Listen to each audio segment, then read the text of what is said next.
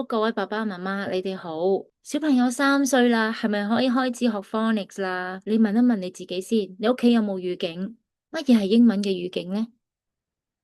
語境係一個真正有雙向交流嘅環境，係用英文。要有呢一個語境咧，一定要有一個會同小朋友講英文嘅屋企人，或者菲傭姐姐。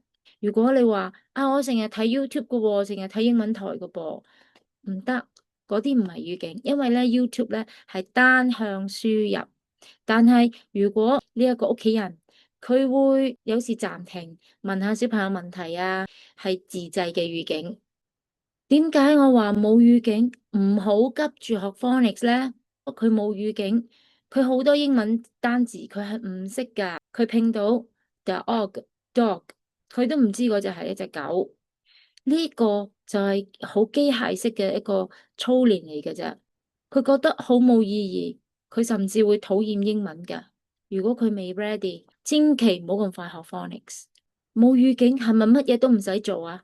唔係嘅，我哋咧要同小朋友多啲讀故事書。我哋講古仔嘅時候，可以全英語就全英語啦。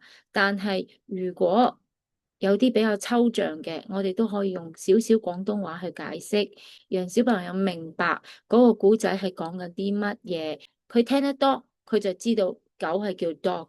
儲得夠啦，就可以學 phonics 啦。佢亦都儲佢嘅聲音庫，透過你用英文同佢講故仔，用英文同佢交談，佢就學到呢一個英文嘅語感。親子共讀嘅時候，重點係要將圖書嘅圖畫同埋個故事聯繫，感受英文嘅節奏，同佢一齊玩遊戲。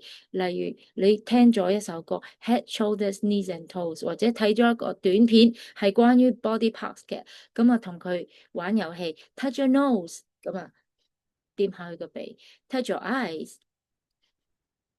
透過呢啲咁嘅遊戲，亦都可以令佢鞏固佢對嗰啲詞彙嘅認識，咁樣就係自製你哋嘅語境噶啦。如果你淨係俾部 iPad 佢，由得佢係咁睇呢啲咧，其實唔係學習嚟嘅，係好單向嘅輸入。好啦，祝福大家，拜拜。